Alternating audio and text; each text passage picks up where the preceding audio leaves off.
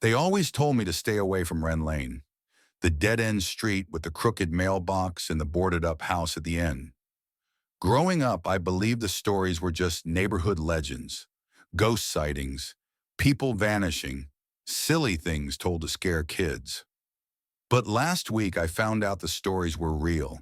It started with a letter, no envelope, just a folded piece of yellowed paper tucked into the slats of my fence. It read, "Return what was taken, or the house will take something from you." At first, I thought it was a prank. I live alone. No enemies, no drama, just my dog, Milo, and a quiet job as a librarian. But when I walked into my house that evening, something felt off. My framed photo of Dad and me was gone from the shelf. I searched everywhere. Nothing else was touched. Just that one photo. Vanished. The next morning I found another note. Same paper, same handwriting. One by one, it begins. That's when I remembered something I hadn't thought about in years. I was 11. Some neighborhood kids dared me to go inside the Wren Lane house. I was terrified, but I didn't want to look weak. So I went. Just for a minute. Inside it was cold. Much colder than outside. Dust hung in the air like mist. But what I remember most was a small wooden box sitting on a table. I don't know why I took it. Curiosity, stupidity. It was locked shut, but I stuffed it into my backpack and ran. I never told anyone. I still had the box. It sat untouched in my attic for over a decade. With shaking hands, I retrieved it. Same dry wood, same rusted lock.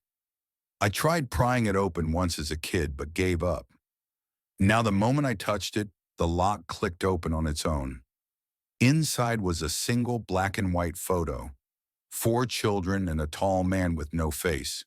Not blurred, just no face. Where his features should have been was nothing but smooth skin. Suddenly, Milo started barking. Loud, frantic, terrified. I rushed downstairs. The front door was wide open. Milo was gone. I ran outside, calling his name. No answer. But I saw something in the distance. The house at the end of Wren Lane. Its front door was open. I don't remember walking there. One moment I was in the street. The next I was standing in the front hallway of that cursed house again. It looked exactly the same. Dust, decay, silence. But then I heard it, a faint scratching sound, coming from the basement. I descended the creaking stairs, heart pounding. The scratching grew louder. At the bottom there was a mirror, tall, old, and cracked. And in it I saw something that made me freeze. Not my reflection. 4 children, 1 faceless man. And now, me. I stepped closer. My reflection didn't move with me.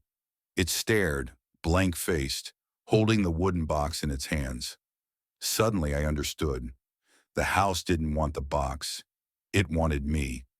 The mirror cracked louder, splintering from within. I backed away and shouted, "Take it back!" and slammed the box against the mirror. A blast of cold air knocked me down. When I opened my eyes, I was back in my front yard. Milo sat beside me, tail wagging like nothing had happened. The box was gone. I never saw another note. The photo of Dad was back on the shelf. But sometimes when I pass Wren Lane, I see a flicker of movement in that window, and a faceless man watching.